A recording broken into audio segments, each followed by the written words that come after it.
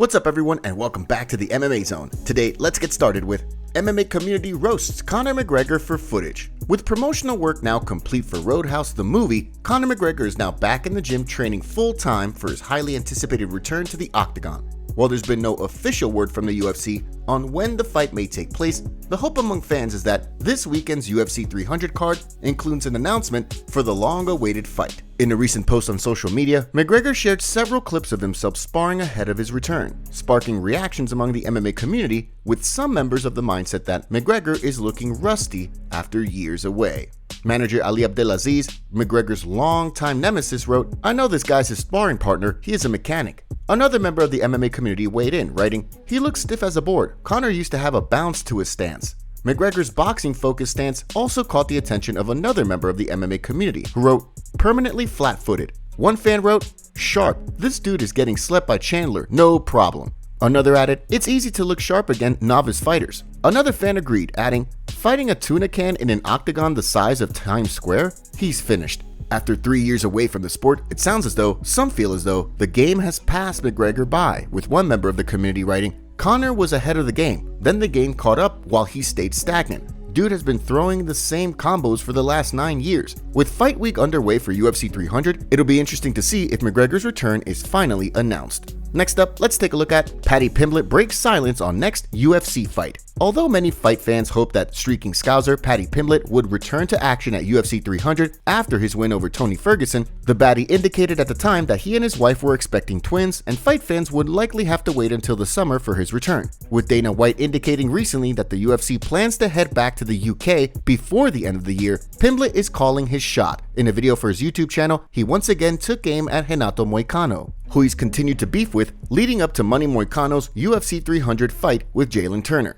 Hopefully Moicano, the little mushroom, hopefully he beats Jalen Turner, even though I can't see it happening. Jalen Turner's good, I rate Jalen Turner and I think he's going to knock Moicano out, and then Moicano can come running back to me for some publicity and try and get a fight, and I'll knock him out as well. If he wins or loses, lad, you know what I mean? I want to punch Moicano's head in. I mean, he's been talking all sorts of shit. Literally owes me money, lost me money on a bet about 8 years ago, the little fart. If I fight Moicano, well, I want to scrap. You know what I mean? Don't start be calling me Paddy Pim bitch and then be scared to throw down, you little sausage.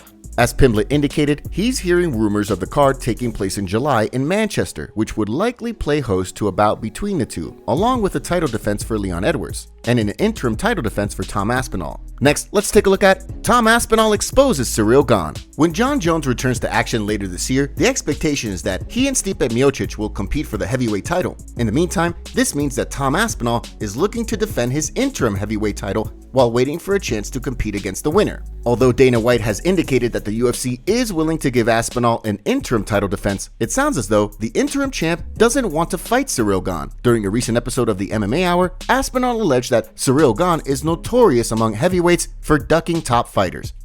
He's dismissed me on multiple occasions, and I'm not the first guy that he's dismissed. I'm not the first guy that he's ducked.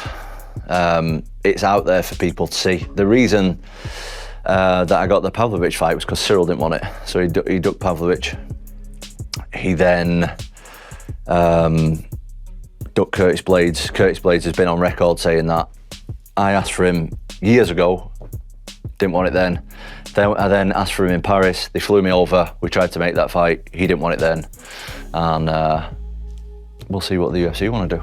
Despite that, Aspinall indicated that if the UFC indicates they want him to fight Gane next, then he will oblige. From the sounds of things, however, the most likely scenario is a fight between Aspinall and Curtis Blades. Given that the pair's first fight ended in an injury moments into the bout and Blades' recent win over Jailton Almeida, a rematch seems to make the most sense for the division. Now, let's shift gears and take a look at Dustin Poirier and Michael Chandler go back and forth. After two fighters compete inside the octagon, many times we see them squash any lingering beef, given the mutual respect that comes from competing against each other. In the case of Michael Chandler and Dustin Poirier, that doesn't seem to be the case. Following a fight that saw Chandler commit several fouls, Poirier wanted little to do with the former Bellator champ post-fight. A recent exchange on social media has now made it clear that the pair still have some lingering beef, with Chandler taking aim at Poirier while reposting quotes from Raquel Pennington in which the champ was dismissive of Kayla Harrison's potential #1 contender status with the win over Holly Holm at UFC 300. As he wrote, "The old I'd rather sell hot sauce vibe."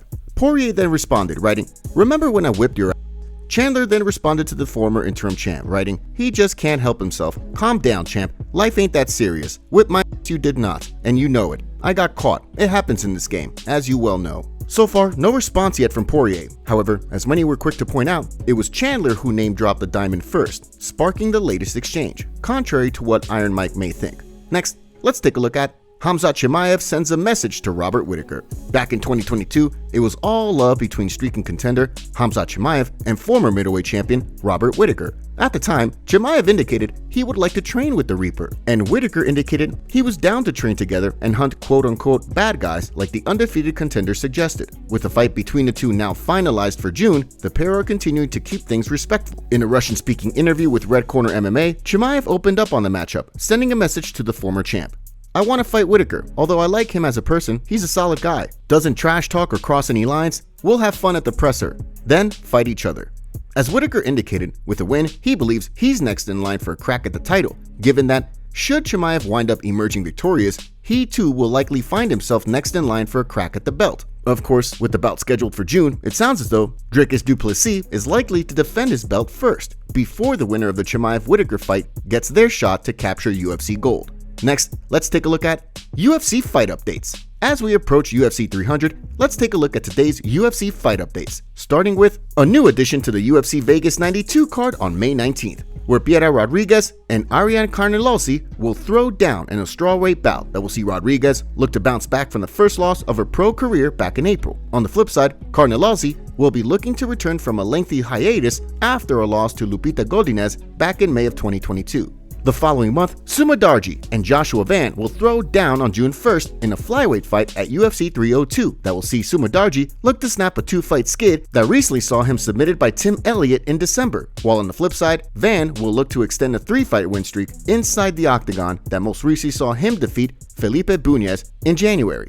Several weeks later, two fights have been added to the UFC Vegas 93 card on June 15th, with Adrian Munoz set to fight Ikram Aliskerov in a middleweight bout that will see Munoz look to build on a narrow victory over Jung Young Park in December, while Aliskerov will look to build on a two-fight win streak inside the octagon that most recently saw him beat Warley Alves back in October. That card will also play host to a heavyweight bout between UFC legend Andrei Arlovski and Martin Buday, where Arlovski will look to snap a three-fight skid that most recently saw him drop a decision to Waldo Cortez Acosta in January, while Buday looks to bounce back from a UFC 296 loss to Shamil Gaziev. Last but certainly not least in the way of UFC fight updates, Viviane Araujo will compete against Jasmine Jasudavicius on July 13th in a bout that will see Araujo look to bounce back from a February loss to Natalia Silva, while Jasudavicius looks to build on a January win over Priscilla Cachoeira. Next up, let's take a look at Sean Strickland rejects UFC fight. After falling to former middleweight champion Robert Whittaker, Paulo Costa is looking to return to action this summer in order to get himself back into the mix for a crack at the title. With Khamzat Chimaev set to fight Robert Whittaker in Saudi Arabia, Paulo Costa seems to be the odd man out at 185 pounds.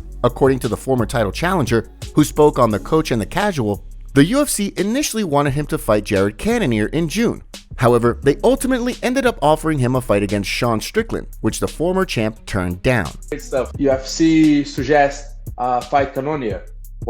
Is a nice fight. I love the idea to fight Cannonier, and it should suggest that fight for June. But then 2 days ago, UFC come back and say, Paulo, you fight Strickland. It's a fun fight, even funnier than Cannonier, I think. Unfortunately, I don't know what happened. Strickland say no. Strickland refused to fight me, unfortunately. That's what the UFC told me, From the sounds of things, Strickland seems to be holding out hope that after a narrow loss to Dricus du Plessis that saw Dana White and many others score the fight in his favor, the UFC will book the two for a rematch later this year. Of course, there's also been plenty of talk regarding du Plessis and Adesanya throwing down in Perth at UFC 305. Meaning it could be Strickland who's left without a fight if DDP and Adesanya are booked to fight, and Costa winds up accepting a fight with Jared Cannonier. Sean Strickland goes off on Dana White for fighter pay after revealing that he was offered a low payday for a fight against Paulo Costa. Strickland posted on Twitter saying, "Out of curiosity, what do you guys think I was offered to fight Paulo Costa on 7 weeks' notice?" A fan responded saying, $1 million minimum. Sean Strickland replied saying, "My man, it's cutthroat in here. 99% of UFC fighters will never see $1 million their entire career." Another fan replied saying, "Can we get a fight announcement? Come on. which Strickland replied saying, "Just fighting the UFC about pay. It will get sorted soon, or it's gonna get weird, man." Sean then posted another tweet and said, "Here's the thing, guys. UFC isn't the NFL or the NBA. It's absolutely cutthroat. You don't leave this sport happy or well. If I fought Jake Paul, 1, I'd murder him, but 2, we would make millions. Something you guys experience at your jobs. The pay gap just keeps getting wider."